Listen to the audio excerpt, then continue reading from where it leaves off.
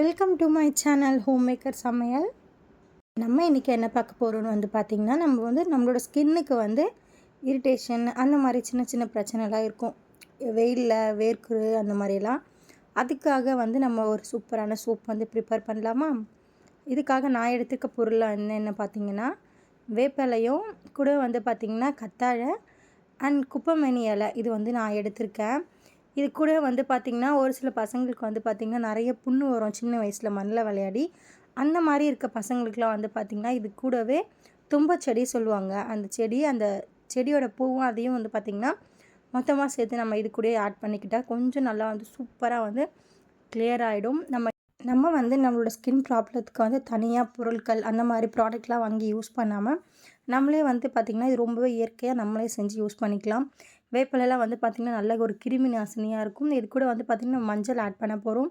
குப்பைமேனி இலைலாம் பார்த்திங்கன்னா நல்ல புண்ணு அந்த மாதிரி இரிட்டேஷன்ஸ்லாம் இருக்குது இல்லையா, ஸ்கின் ப்ராப்ளம் எல்லா தோல் பிரச்சனைக்குமே பார்த்திங்கன்னா குப்பைமேனி இலை நல்ல ஒரு பெஸ்ட் ரிசல்ட்டு கொடுக்கும். இப்போ பார்த்திங்கன்னா நம்ம வச்சுருக்க அந்த இலையெல்லாம் நல்லா தண்ணி போட்டு நல்லா அலசிடுங்க. அலசிட்டு இந்த மாதிரி மிக்ஸி ஜாரில் கிரைண்ட் பண்ணி எடுத்துக்கோங்க. முடிஞ்ச அளவுக்கு நல்லா நைஸாக பேஸ்ட்டாக பண்ணிக்கோங்க. இது கூட நம்ம இப்போ என்ன ஆட் பண்ண போகிறோம் பார்த்திங்கன்னா கத்தாழையோட ஜெல்லு. நேச்சரான ஒரிஜினல் கத்தாழை இருக்குது இல்லையா, அதோட ஜெல்லு நம்ம கடையில் வாங்கி ஆட் பண்ண வேண்டாம். ஒரிஜினல் கத்தாழையோட தோலை மட்டும் நீங்கள் பீல் பண்ணி எடுத்துகிட்டு உள்ளே இருக்க ஜெல்லை மிக்ஸி ஜாரில் சேர்த்து நம்ம நல்லா அரைச்சிக்கலாம். இதோடு சேர்த்து அரைக்கும் போது பார்த்திங்கன்னா நல்லா பேஸ்ட்டாக வந்துடும்.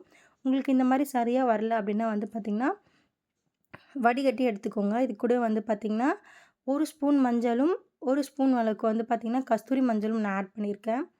நல்லா பார்த்திங்கன்னா இதை மிக்ஸ் பண்ணி எடுத்துக்கலாம். நல்லா பார்த்திங்கன்னா ஃபுல்லாக விஸ்கர் வச்சு நல்லா ஃபுல்லாக மிக்ஸ் பண்ணி எடுத்துக்கோங்க.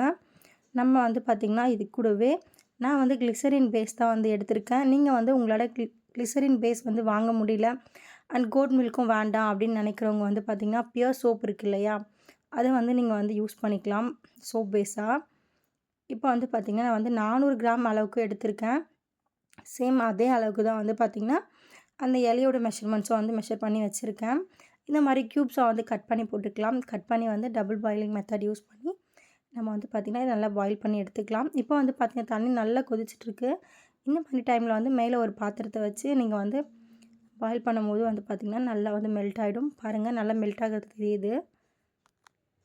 சின்னதாக ஒரு ஸ்பூன் வச்சு பார்த்திங்கன்னா மெல்ட் பண்ணிக்கோங்க. நல்லா கலரை விட்டுட்டே இருங்க, மெல்ட் ஆகிடும். இந்த சோப் பார்த்திங்கன்னா நீங்கள் ப்ரிப்பேர் பண்ணதுக்கு அப்புறமா வெளியே வைக்கிறீங்க அப்படின்னா பார்த்திங்கன்னா ஒரு ஃபுல் டே ஃபுல்லாக வெளியே வச்சிங்க அப்படின்னா நல்லா செட் ஆகிருக்கும். நீங்கள் ஃப்ரீசரில் வைக்கிறீங்க அப்படின்னா பார்த்திங்கன்னா ஒரு 4 ஹவர்ஸ் வச்சிங்க அப்படின்னா நல்லா பர்ஃபெக்டாக செட் ஆகிருக்கும். இதை பார்த்திங்கன்னா இந்த டிப்ஸ் பார்த்திங்கன்னா மறக்காமல் நீங்கள் இதில் யூஸ் பண்ணியே ஆகணும். இப்போ பார்த்திங்கன்னா நல்லாவே மெல்ட் ஆகிடுச்சு பாருங்கள். இந்த மாதிரி டைமில் பார்த்திங்கன்னா நம்ம அரைச்சி வச்சுருக்க அந்த பேஸ்ட்டை ஆட் பண்ணிக்கலாம். இங்கே பாருங்கள் ஃபுல்லாக நல்லாவே ஒரு குட்டி குட்டி அந்த இது மாதிரி கூட இல்லாமல் ஃபுல்லாகவே மெல்ட் ஆகிடுச்சு தண்ணி மாதிரி. இப்போ நம்ம கொஞ்சம் கொஞ்சமாக சேர்த்து மிக்ஸ் பண்ணிக்கலாம். அடுப்பு லோ ஃப்ளேம்லேயே இருக்கட்டும். அடுப்பு ஆஃப் பண்ணிடாதீங்க. நல்லா சூட்டோடு பார்த்திங்கன்னா மிக்ஸ் பண்ணிங்கன்னா தான் நல்லா கரெக்டாக இருக்கும். கண்டிப்பாக சொல்கிறேன், கண்டிப்பாக இந்த மாதிரி சோப் நீங்கள் ட்ரை பண்ணி பாருங்கள். உங்கள் ஸ்கின் ப்ராப்ளம் எல்லாமே சரியாயிடும்.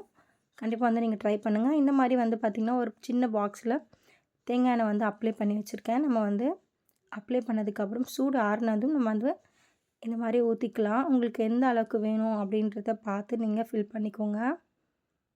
நான் பார்த்திங்கன்னா இந்த அளவுக்கு ஃபில்லாக ஊற்றிருக்கேன். சீரியஸ்லி பார்த்திங்கன்னா இந்த சோப் செம்மையாக இருக்கும். கண்டிப்பாக நீங்களும் ட்ரை பண்ணி பாருங்கள். மறக்காமல் நம்ம சேனலையும் சப்ஸ்கிரைப் பண்ணுங்கள். தேங்க்யூ.